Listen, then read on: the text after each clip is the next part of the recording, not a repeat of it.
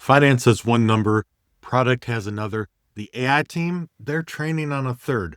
And leadership is still arguing about lakehouse versus warehouse. I've watched companies spend 6 months picking a data platform only to lose trust in it in 6 weeks. And I've seen this pattern enough times to know the fight that you think that you're having is not the fight that's costing you. In this video, I'm going to show you what the real battle is, why most teams are losing it, and what actually winning looks like. But here's the part that nobody's talking about yet.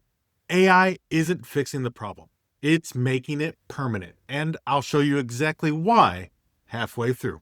Here's the pattern that I keep seeing. A company thinks it has a platform strategy because it picked a primary engine. Maybe Snowflake, maybe Databricks, maybe both.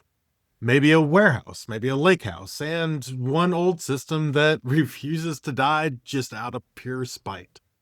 On the architecture side, it looks clean, but in the real world, it looks like this. Revenue is defined once in finance, another different way in product analytics, and another way in your sales reporting. The machine learning team builds features from whichever table showed up first and looked finished enough to trust. Then something important happens. You have a board deck, your forecast review, pricing change, AI assistant rollout, something with real money attached to it. And suddenly the room stops talking about platform capability and starts asking a much uglier and older question. Which of these numbers is right? And if the answer is, well, it depends on where you pull it from, your platform is not mature enough. It is just pure cost. If two critical systems disagree and nobody can name the authority in under 10 seconds, you don't have a platform. You have a political problem with compute cost attached to it. Now, you're thinking, okay, so what actually changed? Good. That's the right question. The old argument was simple. Pick the best engine, standardize on it, move workloads there, and build everything else around it, and you were done. That used to sound reasonable because people assumed that truth would live inside of that engine. That assumption, though, is completely gone. Today, almost every serious company has multiple engines, multiple teams, multiple data products, multiple consumers, multiple policies, and now multiple AI use cases reading from the same data estate. So the idea that one engine will naturally become the home of truth is merely a Cinderella tale at this point. Not because those tools are bad, but because the environment is no longer singular. The warehouse is not the whole story. The lakehouse is not the whole story. And the BI layer is definitely not the whole story. Not even that Excel file that you've been using since 1998. They are just pure components of the whole. Important components, but still just components. The engine is no longer the platform. It is a very expensive part of the platform. And this is where people keep getting fooled. They think that the winner will be the platform with the best performance, the nicest notebook experience, the strongest SQL layer, the easiest governance story, the best AI packaging, whatever. All of that matters. It's not the deciding factor, though, because if your definitions start to fracture across your systems, your performance gains just help you get the wrong answer faster.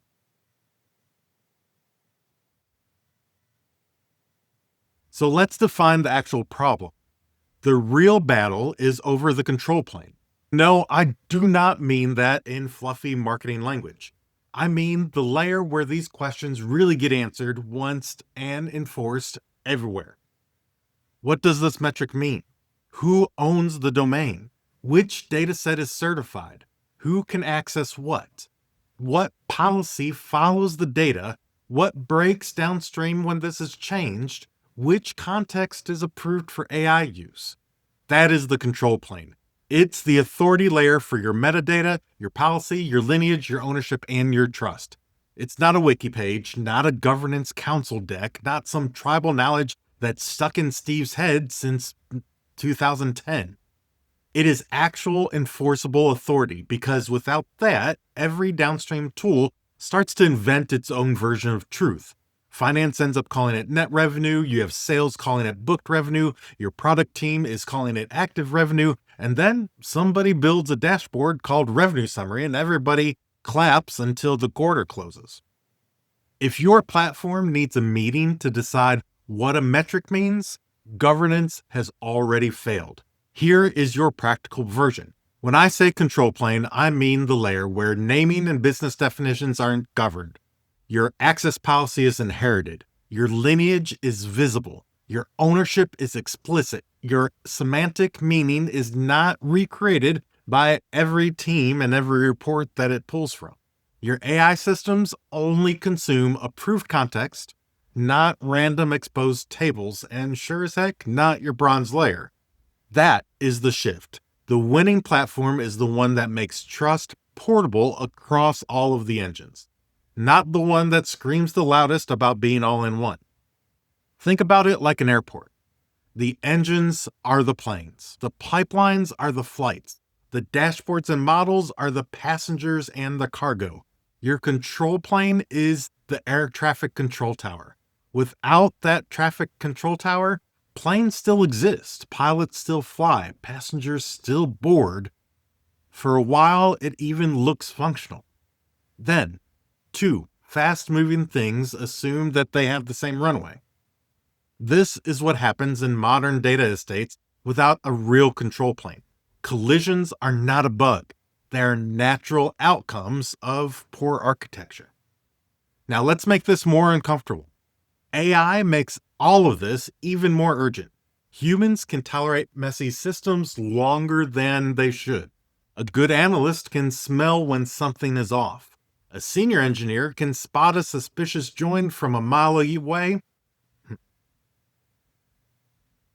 A finance lead can question a weird trend every day of the week. Agents don't do any of that very well. They act on the context that they were given. So, if your definitions are inconsistent, your lineage is weak, your access model is sloppy, and your semantic layer is fragmented, AI does not fix any of that. It operationalizes it and speeds all the issues up, magnifying it tenfold. Bad data used to create just bad dashboards. Now, it creates bad recommendations, bad automations, bad summaries, bad routing, bad decisions, and it does it with cheerful confidence. AI is not exposing your technical maturity. Most of the time, it's exposing your metadata debt. And here's the part that too many teams are actually missing. AI does not care which engine won your architecture debate. It cares that the surrounding context is trustworthy.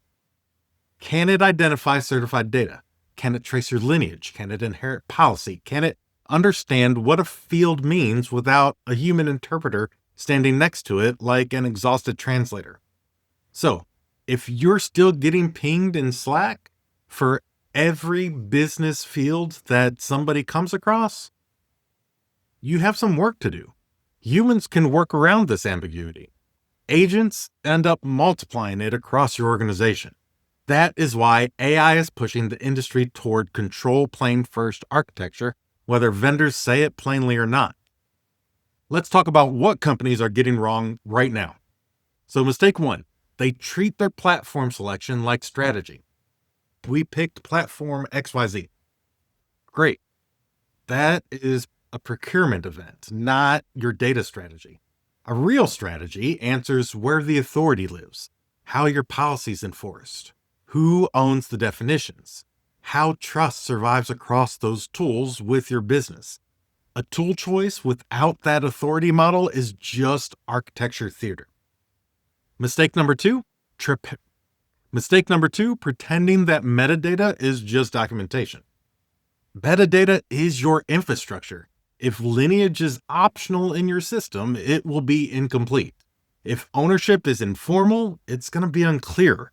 If business definitions live in spreadsheets, then they're already stale.